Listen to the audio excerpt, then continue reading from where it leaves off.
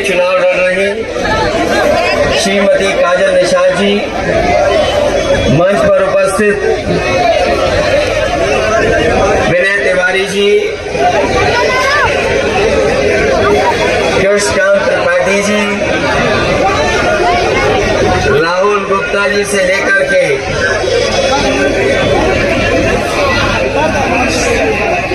मंच पर उपस्थित पार्षद प्रत्याशी श्यामपाल जी, यहाँ पर बड़ी संख्या में जो हमारे समाजवादी नेता हैं, जो मैं जिन्हें देख पा रहा हूँ, बड़ी संख्या में सभी समाजवादी पार्टी के नेता, कार्यकर्ता और साथी। ये मौसम जरूर बदला है और बदलता हुआ मौसम आगाज दे रहा है कि इस बार गोरखपुर की जनता ने भी बदलाव का मन बनाया है।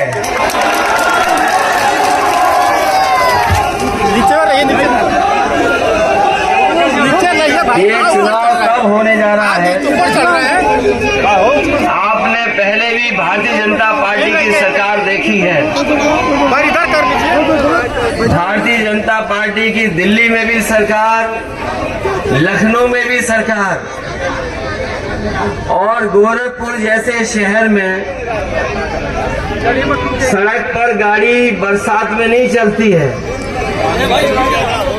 अगर बारिश ज्यादा हो जाए, बरसात ज्यादा हो जाए तो सड़क पर गाड़ी नहीं चलेगी, यहाँ पर नाव से हमें और आपको जाना पड़ेगा। यहाँ कभी कभी देखने को मिलता है कि सड़क नीची है कि नाली ऊपर है, पानी कहां से निकलेगा। और एक ऐसी सरकार जिसने अपने पहले 5 साल के कार्यकाल में और इस कार्यकाल में जो शुरुआत हो गई है, जो नाली न बना पाई हो, नाला न बना पाई हो, पानी का निकास का इंतजाम न कर पाई हो, वो पार्टी कैसे उम्मीद कर सकती है कि वो उसके पक्ष में मतदान होगा। और गोरखपुर के लोगों को मैं याद दिलाना चाहता हूं, ये मुख्यमंत्री जी वही हैं जिन्होंने कहा था कि हम गोरखपुर में मेट्रो चलाएंगे। बताओ गोरखपुर वालों, मेट्रो स्टेशन कहां पर है, ये हमें बताओ आप।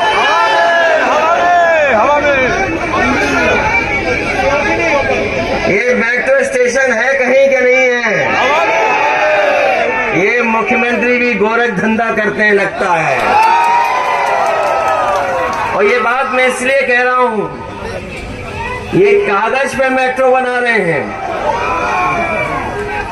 शहर के लिए सबसे बड़ी सुविधा, आम लोगों के लिए साफ सुथरी, सुरक्षित अगर कोई पब्लिक ट्रांसपोर्ट होता है तो वो मेट्रो होती है। और हमें खुशी है इस बात की समाजवादियों को कि आज तक जो भी मेट्रो चल रही है बड़े बड़े शहरों में, वो समाजवादियों की देन है। चाहे वो लखनऊ हो, कानपुर हो, आगरा हो, नोएडा हो।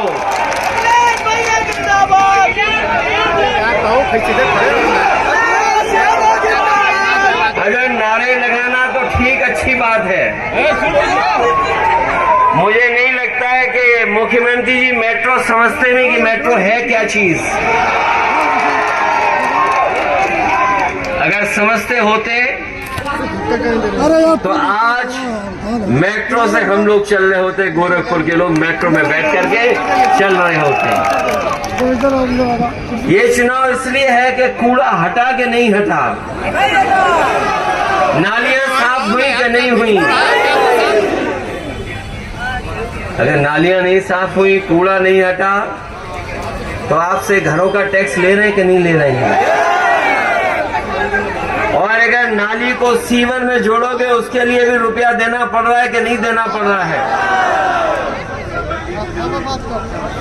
और इस शहर में तो ट्रैफिक पुलिस की जरूरत नहीं है। हमने तो कई तस्वीरें देखी, हम अपने पत्रकार साथियों को धन्यवाद देंगे। कभी कभी हमारे पत्रकार साथी हिम्मत करके अपनी जिम्मेदारी निभाते हैं। यहाँ पर सड़कों पे देखा है ट्रैफिक पुलिस की जरूरत नहीं सांड अपने आप ट्रैफिक संभाले हुए हैं। बताओ सड़कों पर सांड घूम रहे कि नहीं घूम रहे? ये किसकी जिम्मेदारी है? सांड हटाना, कूड़ा हटाना, नाली साफ रखना, उनकी बातें नहीं कर रहे हैं। पता नहीं कौन सी बात कर रहे हैं हमारे मुख्यमंत्री जी, जाने कहां से बात लेकर के आ रहे हैं। इसलिए सवाल करना जरूरी है। जिन्होंने पढ़ा होगा, बजट पढ़ा होगा, वो जानते होंगे कि हमारे मुख्यमंत्री, भारतीय जनता पार्टी की सरकार कह रही है कि 100 में केवल 4 बेरोजगार हैं। 100 में 4। बताओ हम ये बात मान लें कि ना मानेंगे? बताओ। हमारी कोई जानकारी नहीं, हम मानते हम पढ़े लिखे नहीं हैं, लेकिन मुख्यमंत्री जी कह रहे हैं कि 100 में 4 बेरोजगार हैं। बताओ गोरखपुर के लोगों, क्या 100 में 4 बेरोजगार हैं यहाँ पर? आप किसी गांव में चले जाओ, 100 के 100 नौजवान हमारे बेरोजगार हैं, उनके पास नौकरी और काम नहीं है। आज हाथ में कोई रोजगार नहीं है। और उनकी पढ़ाई तो पूरे देश ने और दुनिया ने जान ली। लोकसभा में कहा कि 46 में 56। अरे मुख्यमंत्री जी, कौन सी पढ़ाई पढ़े हो आप? कहाँ की पढ़ाई पढ़ी है कि 46 में 56? मैं ये बात अपने पिछड़े दलित भाइयों को बताने आया हूँ कि हम समाजवादियों को बदनाम करने के लिए इन्होंने कहा 46 में 56 हुए हैं यादव। मैंने सदन में भी पूछा कि अगर आप योगी हैं, अगर आप मुख्यमंत्री और ईमानदार हैं, तो बताओ 46 में से 56 कहां पर यादव एसडीएम हुए, तो बता दो हमें।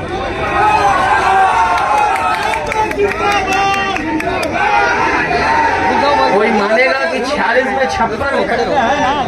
अरे गोरखपुर वालों, कौन सी गिनती सिखा दी है इनको आपने? या फिर हो सकता है बाहर से सीख करके आए हों। 46 में 56 कौन मांगेगा, कौन मानेगा बात को?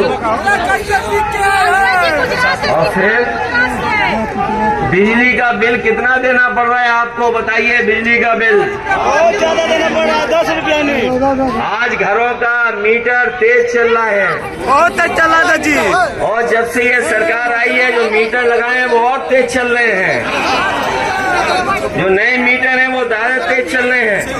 चलिए हट जाए। कितना बिजली का बिल देना पड़ रहा है आपको? 10 रुपया नहीं, 10 रुपया नहीं देना। इन्होंने बिजली नहीं बनाई। अगर कहीं एक भी यूनिट बिजली बनाई हो तो हमें बताएं। और बिजली बनाना तो दूर, जो बिजली कारखाने का नाम है वो आज तक मुख्यमंत्री जी नहीं कह पाए। अगर उन्होंने कभी ये कहा हो कि उन्होंने बिजली का कारखाना लगाया, हमने तो नहीं सुना। गोरखपुर वालों, आप बताओ, कभी सुना हो तो बता दो। कभी नहीं सुना था जी। और हमने कई मौकों पर कहा, कम से कम ये तो कह दो 3x660 super critical thermal plant. अगर कभी बोला हो तो बताओ। तो सोचो कैसे मुख्यमंत्री हैं। और कह रहे हैं क्या उत्तर प्रदेश तरक्की कर रहा है, खुशहाल हो गया है तरक्की से। नहीं हुआ है, वो बड़े वाले किए हैं। इनकी पढ़ाई 46 में 56 वाली है। और सोचिए क्या कह रहे हैं ये लोग। उत्तर प्रदेश की $1 ट्रिलियन इकोनॉमी है। ये 1 ट्रिलियन इसलिए बोल रहे हैं कि हमारा गरीब समझ ही ना पाए। बताओ हमारे गरीब कब समझ पाएंगे कि 1 ट्रिलियन क्या है? $1 ट्रिलियन इकोनॉमी हम लोग तो नहीं समझ पा रहे हैं। कोई अधिकारी समझाए कि $1 ट्रिलियन इकोनॉमी क्या होती है? $1 ट्रिलियन इकोनॉमी वो इसलिए बोल रहे हैं कि कोई समझ ना पाए।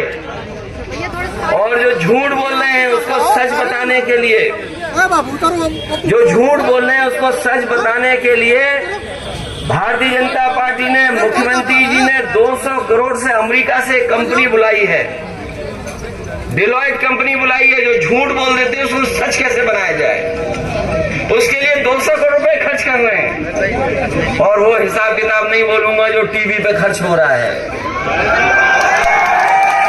अपना जो झूठ बोल दिया वो सच कैसे हो, जनता में कैसे सच बताया जाए, उसके लिए 200 करोड़ और टीवी के लिए 2000 करोड़। और ये बात मैं इसलिए बोल के जा रहा हूं, ये जमाना गूगल का है। अगर कोई बात मन से कही गई है तो आप मोबाइल पे टाइप कर करके देख लो, तो आपको जानकारी हो जाएगी कि 200 करोड़ अमेरिका की कंपनी को दिया गया है कि नहीं दिया गया है।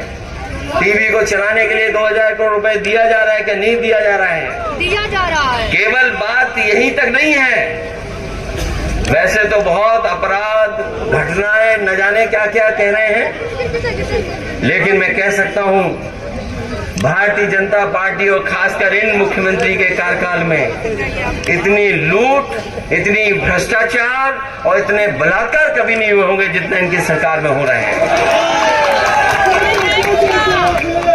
आज भी अखबारों में घटना है, आज भी अखबारों में छपी है घटना, और कोई दिन ऐसा नहीं है कि गोरखपुर की घटना न छपती हो। और हम तो अपनी पार्टी के संगठन के लोगों से कहेंगे कि ये लोग जो ज्यादा बोलते हैं कानून व्यवस्था पर, गोरखपुर की अलग से किताब छापी जाए कि पिछले 5 साल में कितनी घटना हुई है, कितनी हत्या हुई है, कितनी बेटियों के साथ छेड़खानी हुई है, कितनी महिलाओं के साथ बलात्कार हुआ है। और जो लोग अखबार ध्यान से पढ़ रहे होंगे वो आजकल खबर पढ़ रहे होंगे कि यहीं पर एक कारखाना लगा था, कभी नेताजी के समय पर एक कारखाना लगा था, उस पर छापा पड़ा है। छापा दिल्ली वालों ने मारा है, दिल्ली की एजेंसी वालों ने।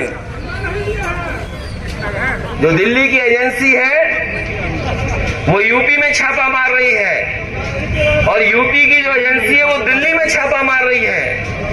ये बात जानते हो कि नहीं जानते हो आप लोग? बताओ पत्रकार साथियों, आपकी जानकारी में है कि नहीं है? प्रधानमंत्री के आवास के पास उनके वाईफाई को इस्तेमाल करने वाले पर छापा पड़ा है। जो प्रधानमंत्री आवास के पास तो आपको दिख रहा है, आपका कोई रहता है, बड़ा दमदार आदमी है, कोई रहता है, उस पर एसटीएफ ने छापा मारा।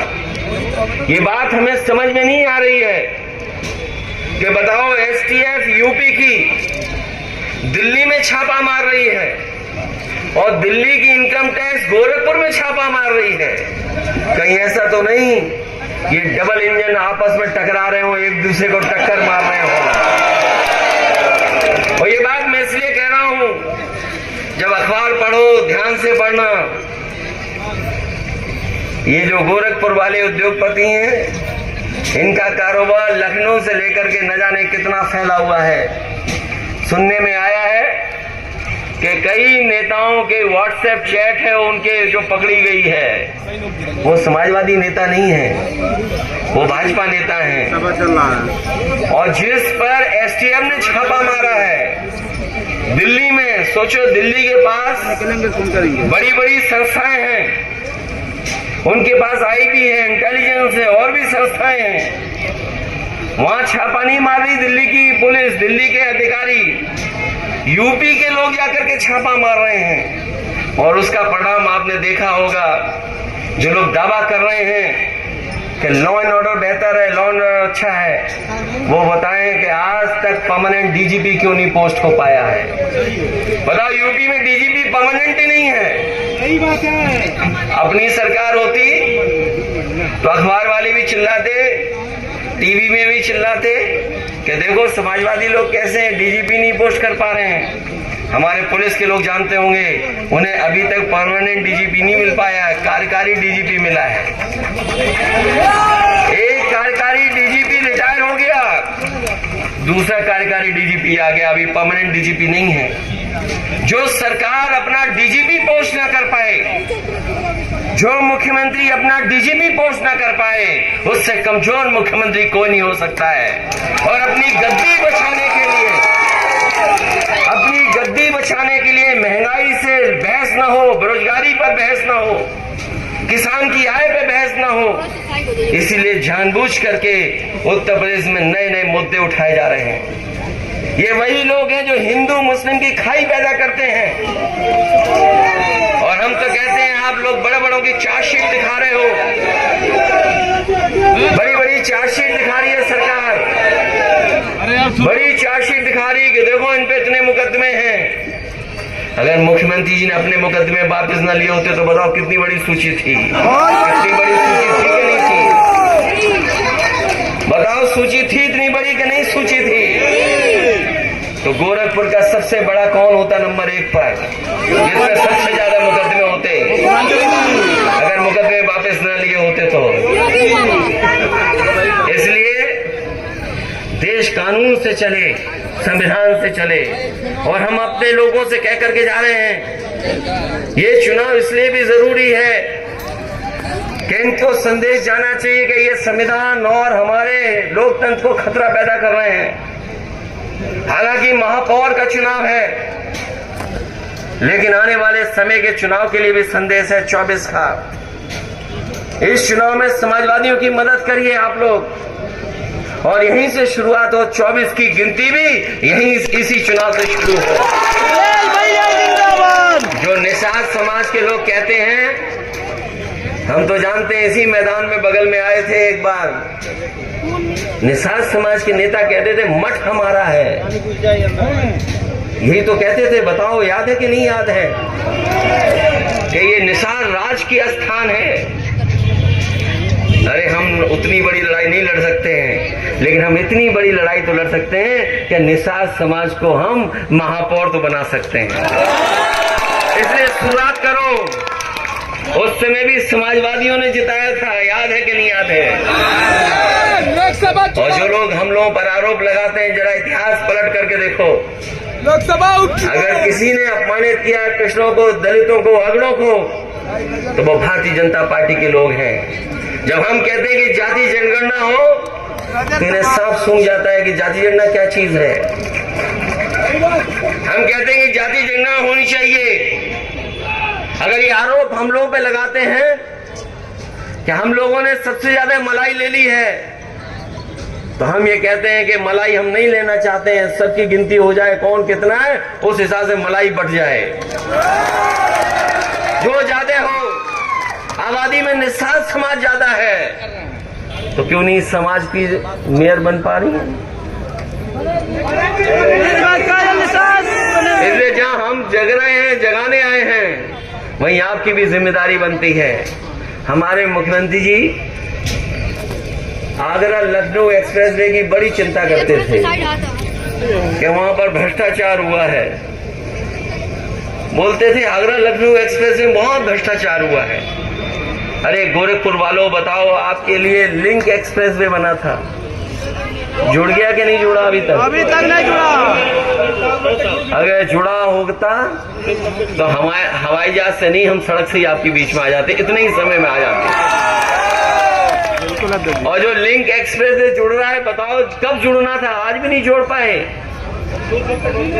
और आप गणित, आप लोग हिसाब किताब लगाना, हमारे मुख्यमंत्री तो 46 में 56 जानते हैं, लेकिन हम आपको बता के जा रहे हैं, ये 90 किलोमीटर की सड़क लगभग 5,000 करोड़ रुपए बन रही है। बताओ 90 किलोमीटर सड़क 5,000 करोड़ में, बताओ कहां का हिसाब किताब लगा रही हैं लोग। अगर ये बात गलत है तो पत्रकार साथियों छापना, आप लोग पत्रकार साथियों छापिए आप कि बताओ 90 किलोमीटर की सड़क 5,000 करोड़ में, ये कौन सा हिसाब किताब चल रहा है? अरे कम से कम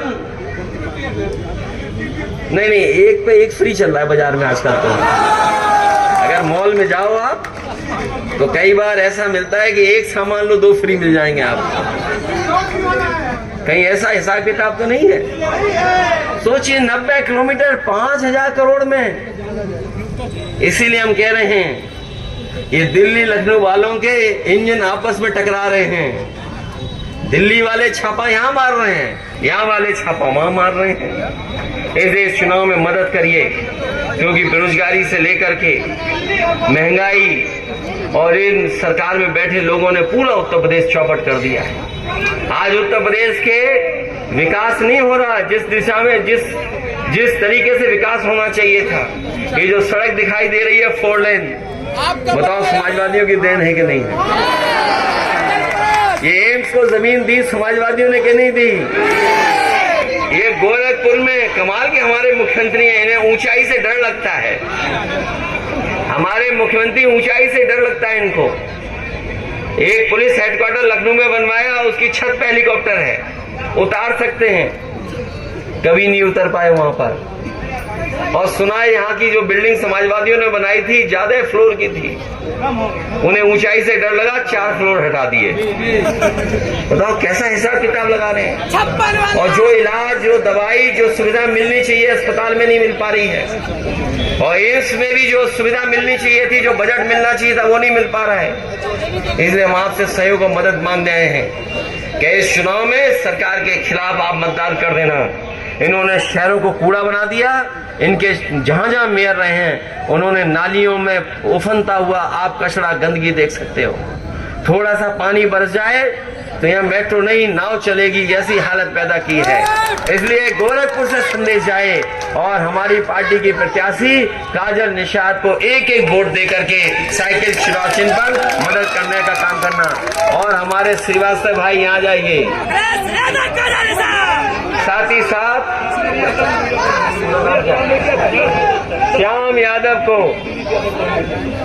श्याम यादव के भी पक्ष में आप लोग मतदान करना है। ये यही वार्ड है। तो श्याम यादव जीत रहे हैं कि नहीं जीत रहे हैं? यहाँ से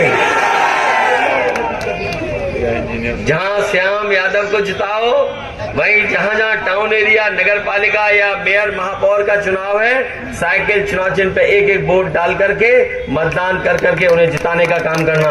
जहां आज मैं काजल निषाद जी के लिए वोट रहा हूं, वहीं समाजवादी पार्टी के जितने भी हमारे प्रत्याशी चुनाव मैदान में, उन सब की मदद कर देना। यही निवेदन, यही अपील मैं आपसे करने आया। आपका बहुत बहुत धन्यवाद। इंजीनियर सुनील श्रीवास्तव को भी धन्यवाद कि जिन्होंने हमारे प्रत्याशी का समर्थन दिया। बहुत बहुत धन्यवाद।